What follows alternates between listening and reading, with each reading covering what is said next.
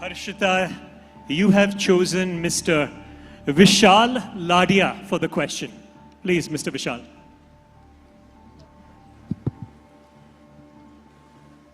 Hi, Harshita. I want to ask you that most Miss Universe India winners attempt to transition into Bollywood with varying degrees of success. Does the peasant actually equip women for long-term leadership or career success? Or does it simply provide a one-year contract and a launch pad for an entertainment career that may not pan out? Thank you for the question, sir. So, this pageantry is something which doesn't just open one door to Bollywood. I am an engineer and a data analyst. This pageantry has given me the wings to fly with my dreams, to come out the best version of myself. And this pageantry just doesn't open the door for Bollywood, it opens the door to bring the bigger impact you want to see in the world. So, I believe I come from a very small town from Madhya Pradesh, where most of the women are insisted to marry at very early age. But I chose a life of independence and education.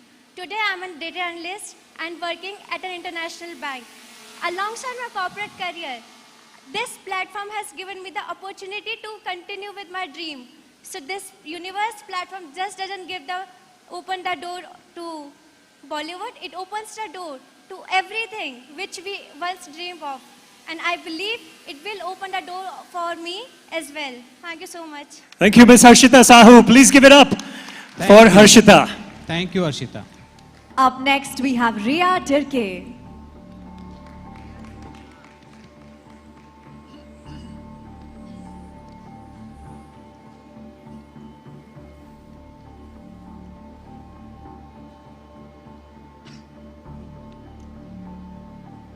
It is Miss Selina Jaitley. Hi, Riya. Hello, ma'am. Very good evening to you, Riya. Very good evening, ma'am. I have a very different question for you. There are millions of women who are going to be watching you. And there are going to be some from them who are probably victims of domestic violence and don't know how to get out of their trap of their relationship, their marriage. To such a woman looking at you tonight, listening to you, what message would you give her?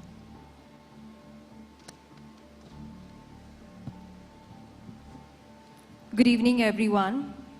I come from Ranchi, Jharkhand, and I come from a marginalized community where very limited girls get an opportunity to have and pursue their dreams. Hence, I, being a pioneer from my community and standing at this platform, is a great example and a message to each and every woman out there that no matter where you come from, no matter what your roots are, it's important to have a dream. Coming to the latter part of the question, is that when a woman is facing a problem such as domestic violence or the dominance, it's important that every woman in the society should have at least one vision and one goal. And it's important that you pursue your goals. If something that is happening against you, it's important that you are supposed to raise a voice against that. Because you are a woman, you are always being said by the society to adjust. But let me tell you, it's important to take up a space for yourself first. You are an epitome of love, courage and strength, but please prioritize yourself first and take a corrective actions when it's required.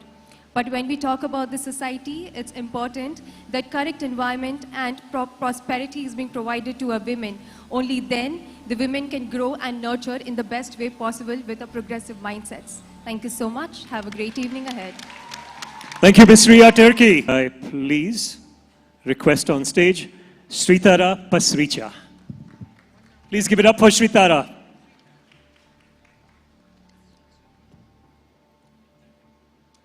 Please pick a card.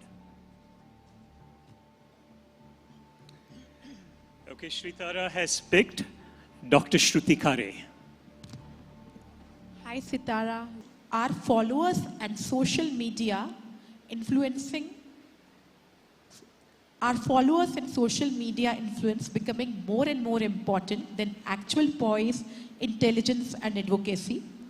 And can a girl with massive visibility on social media but average skill can buy her way to crown through visibility? Good evening, India. Thank you so much for this beautiful question.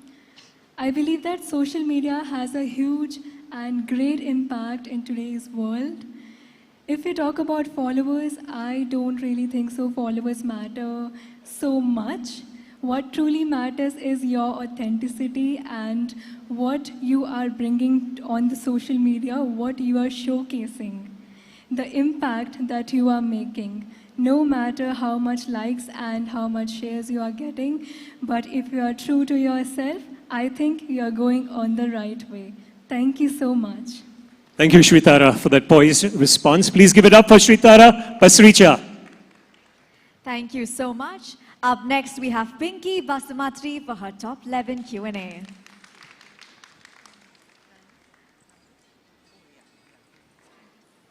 Welcome, Pinky.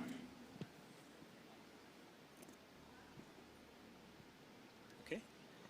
Let's see, Pinky, you have picked the 2024 Miss Universe India, Riya Singha.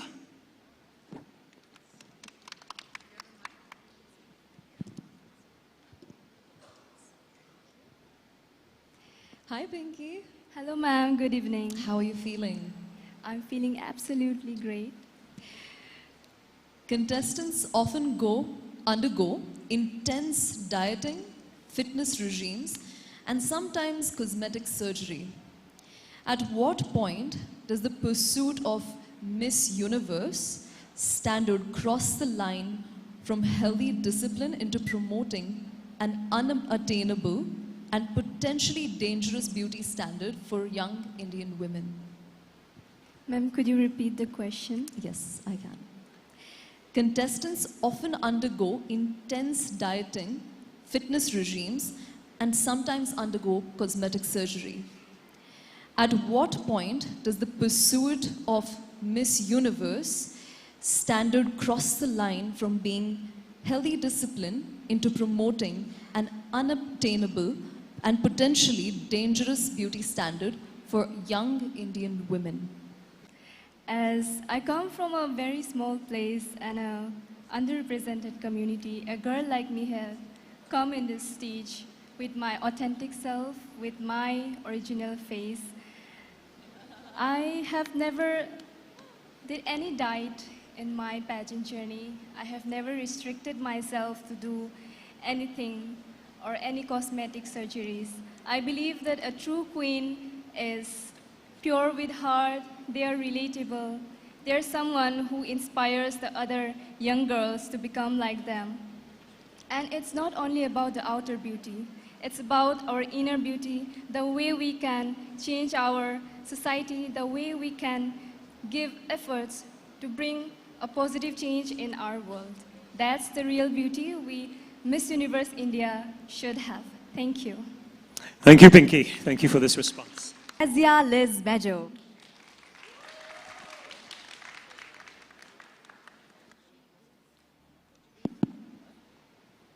Welcome, Kezia.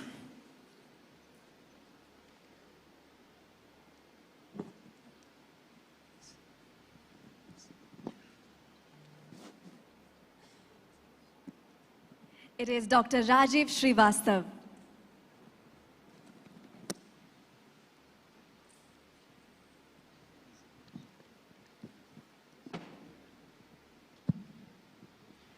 Good evening, Kezia. Good evening, sir. Good to see you again. Thank you. It's a very short question. Describe the sound of silence in your life. Namaskaram, India, and hello to the universe.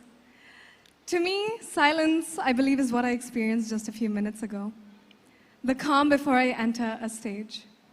I was born and brought up on stage as a classical dancer, as an actor, and of course, as a pageant lover. I fell in love with the world of pageants, with the stage, with the spotlight, having a microphone in my hand. That it seems difficult to believe, but I feel silence, and I feel calm, and I feel at my most peaceful self right before I enter a stage because I feel at home. To me, that is silence when you feel at home, when your heart lets you take a deeper breath, when your pulse calms down and you know that you belong. And that's exactly where I'm standing today, India. Thank you so much. Great, thank you. Anushree Sadavalekar, please. Welcome, Anushree. Our question Gujarati mein nahi, English mein aase. Okay.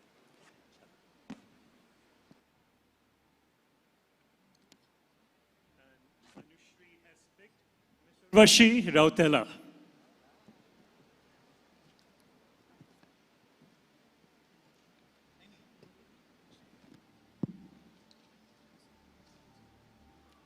Good evening. Hello, ma'am. How are you doing? I'm doing amazing. You look stunning. You look so beautiful. So my question to you is, imagine you have already stood on the stage once, given everything you had, and walked away without the crown. Then when you decide to return and try again, people around you tell you, you already had your chance. Why are you going back? At that moment, how do you distinguish between accepting defeat with grace and having the courage to refuse to let one defeat decide the rest of your life? Thank you so much for that question. Namaste, India, and namaste to the universe. Well, it's not just about pageant where you have to take another chance and have the courage to step forward and march towards your goal. I have had repeated instances in my life where I had to take another exam, where I had to stand on the stage to live my dream over and over again. When I stand on the stage, I see 2 or 3 incredible women who have come back, and they've shown me that when you come on the stage, once again, you show that you're here unlearning parts of yourself, bringing the best version of yourself, and learning and bringing about new experience and challenging yourself to become a better version and inspiring people like me who have come for the first time. And I'm so incredibly proud of each and every woman who has come here to do that. And I think life is about coming back again and again. If you stumble and fall, you have to get back again. Tonight, my dream is to win the crown, but if I do not win the crown, I know I'm going to come back strong and I'm going to give my all because I do not take defeat. I challenge myself and I come back with courage and with conviction. Thank you. Up next, we have Anubha Vashisht.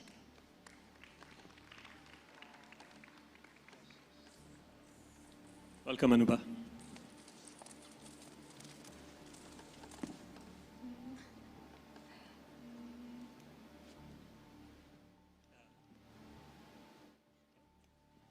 Okay. All right. Your question is going to come from far away. It's from a woman who has traveled on from the other end of the world, from Venezuela, Miss Ana Blanco. Por favor. Buenas noches, good evening, how are you tonight? Good evening, ma'am. I am good. How are you? And by the way, you look very, very beautiful. Oh, thank you very much. All of you do as well. My question for you is, in the age of Instagram and social media, contestants are expected to have a brand, an identity. At what point does a contestant's social advocacy, like visiting orphanages and mental health, cease to be genuine altruism and become calculated PR to secure beauty with a purpose?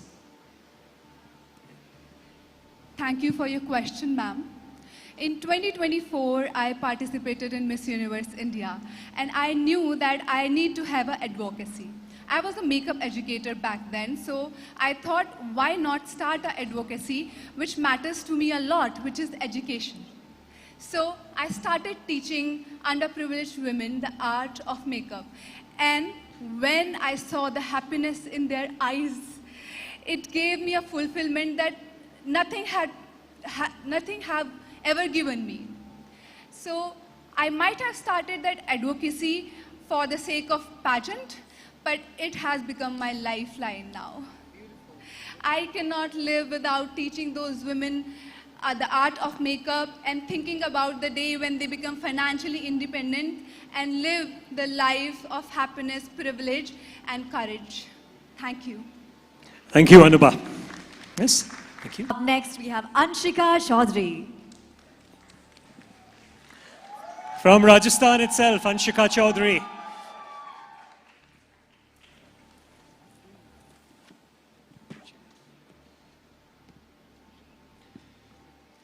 And Anshika has picked Miss Pragya Kapoor. Hi, Anshika. Hi, ma'am. How are you? I'm good, standing here with 25 kg weight of gown. Well, you're looking absolutely fabulous. Thank you, ma'am. So my question to you is, what are the mental health implications for young women who peak in their early 20s, spend a year in the spotlight, and are then replaced by a newer, younger model? How does the pageant industry support its alumni and after the crown is passed on? Thank you so much for the question, ma'am. Khamagani, Rajasthan.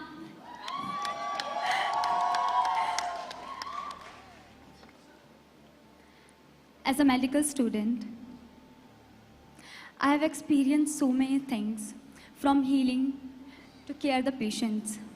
But in this pageant, I have experienced different kind of healing. With the kind of healing where women believe in women.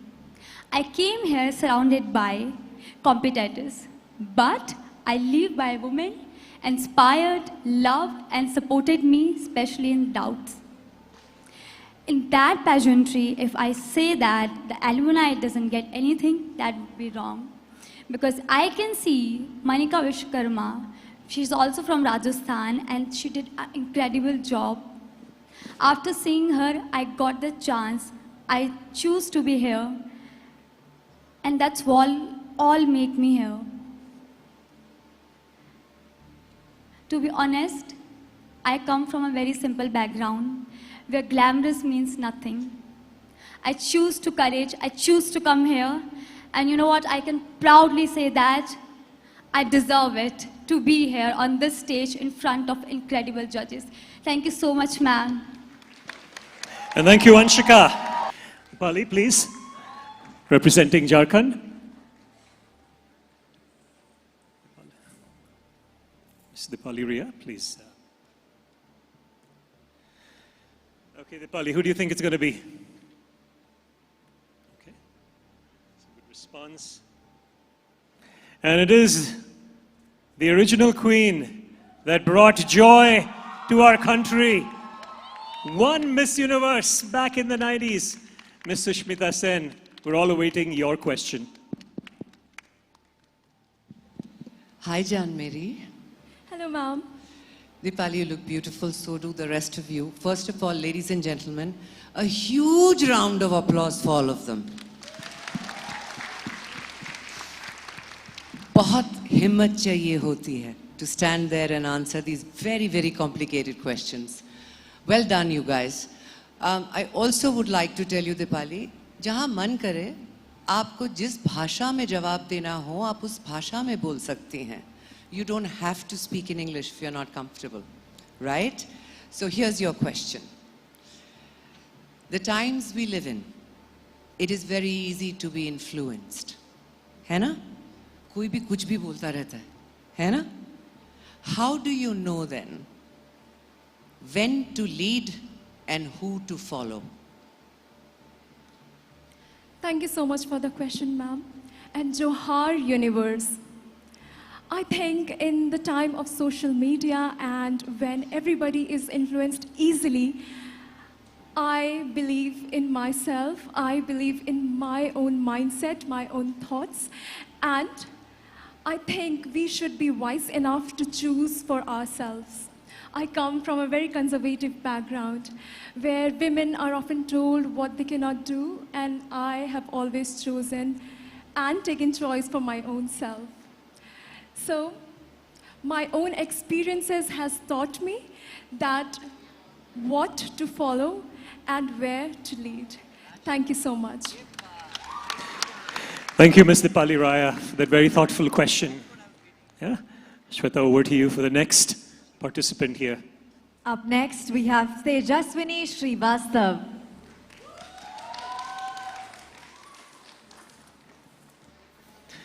Only two choices, Tejaswini. All right, Tejaswini has picked. You know, he's known for difficult questions and thoughtful questions and complicated questions and simple questions. What question is going to be today from Mr. Glamanand?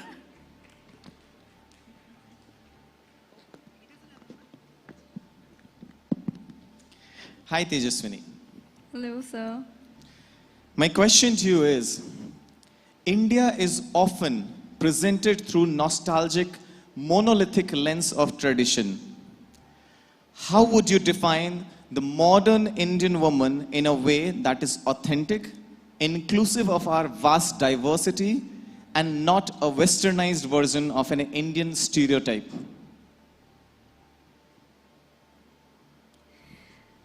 Thank you so much for this question. I take immense pride that I come from a country that worships feminine energy. Shakti, Durga, Saraswati. These remind us that the strength has always been within us.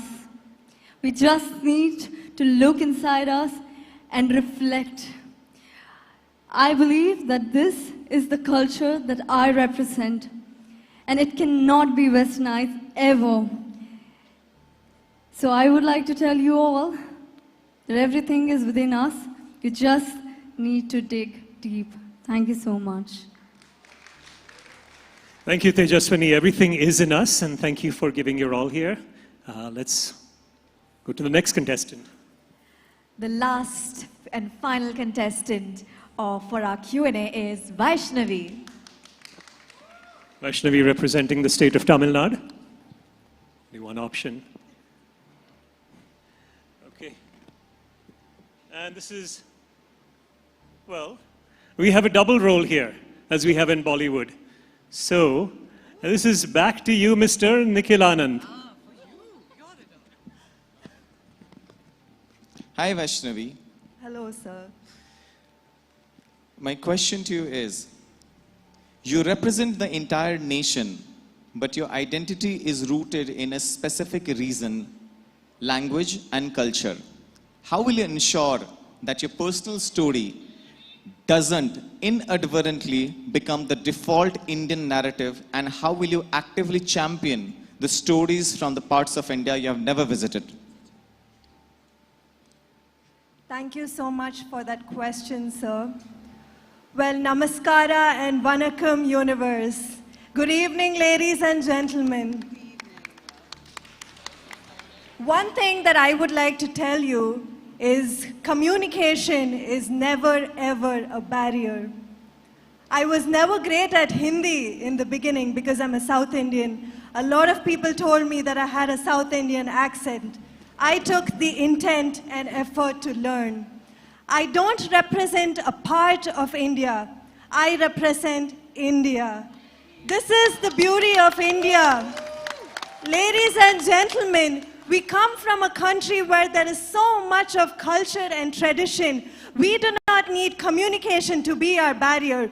We are people with intent and effort. And sir, I will be taking the effort to learn every culture from every state in this country so that my people can be proud of me when I represent India on an international platform, because we are different from each other, and that is the beauty that India is. Thank you so much, ladies and gentlemen, and have a wonderful evening tonight. Thank you, Vaishnavi. You have ended with a flourish, an incredibly challenging round from very thought-provoking questions. Shweta,